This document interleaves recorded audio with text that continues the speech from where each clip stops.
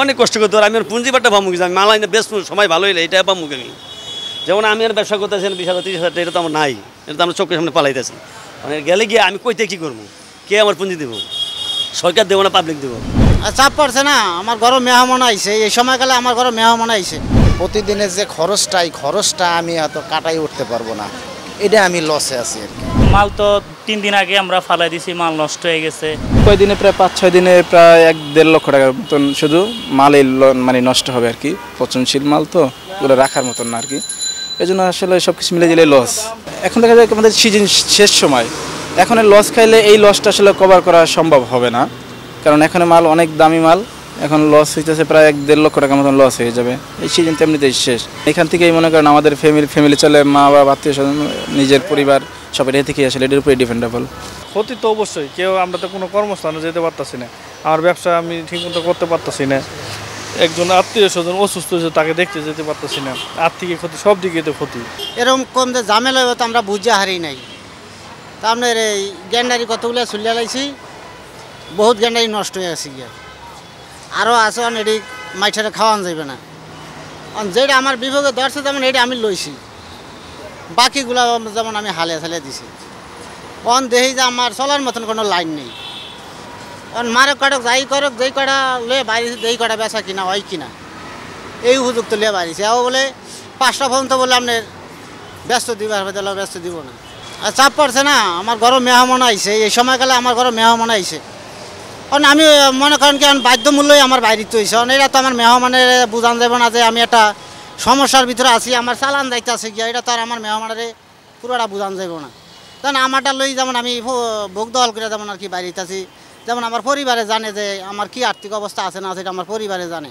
আমার ওই মেহমানের তো আমার বুঝতে দিতেছি না, এই কারণে যেমন আমি এটা লয়ে বাইরেছি, এই আর কি।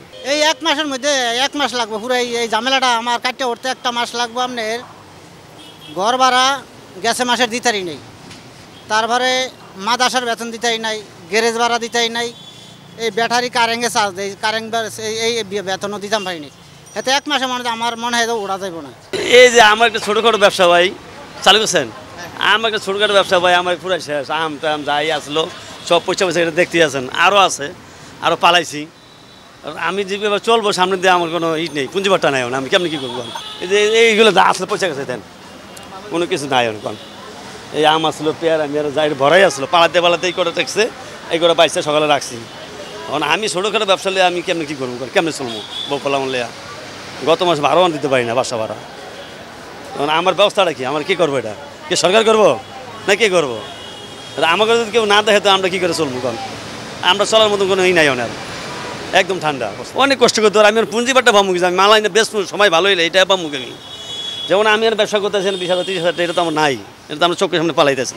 মানে গেলে গিয়ে আমি কইতে কী করবো, কে আমার পুঁজি দেবো? সরকার দেবো না পাবলিক দেবো? কে দেবো? মানে আমরা কষ্ট করে চলতে হবে।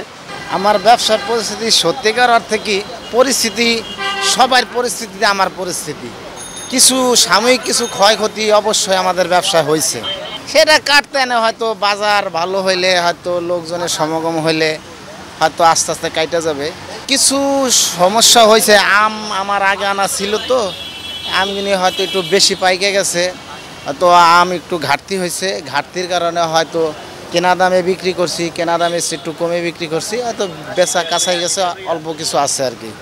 কিন্তু আমার সবচেয়ে বড় সমস্যা হয়েছে কি, হয়তো আমার যে প্রতিদিনের যে খরচটা আমি হয়তো কাটাই উঠতে পারবো না, এটা আমি লসে আছি আর কি। মাল তো 3 দিন আগে আমরা ফালাই দিছি, মাল নষ্ট হয়ে গেছে এবং দেখা গেছে 4 ঘন্টা ধরে দোকান খুললাম, অন্তঃপরে 5টার কাছাকাছি এই 800 টাকা বিক্রি করলাম।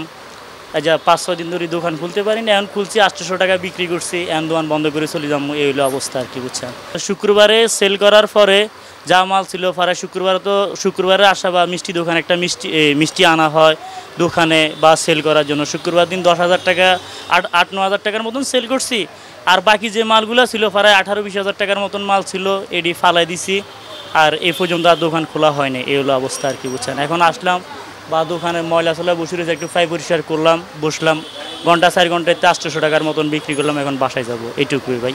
না সেটা এই যে আজ 5 দিনে আপনার 800 টাকা বিক্রি করলাম, 800 টাকা হয়তো বা আপনার 80 টাকা থেকে বা 90 টাকা লাভ হবে, এর বেশি না। তো এটা দেখা গেছে আপনার দোকানের খরচ, বা এডি তো আছে, কথায় কিছু বুঝছেন। তো এই হলো অবস্থা, বাকিটা তো আর আপনারাই বুঝতেছেন।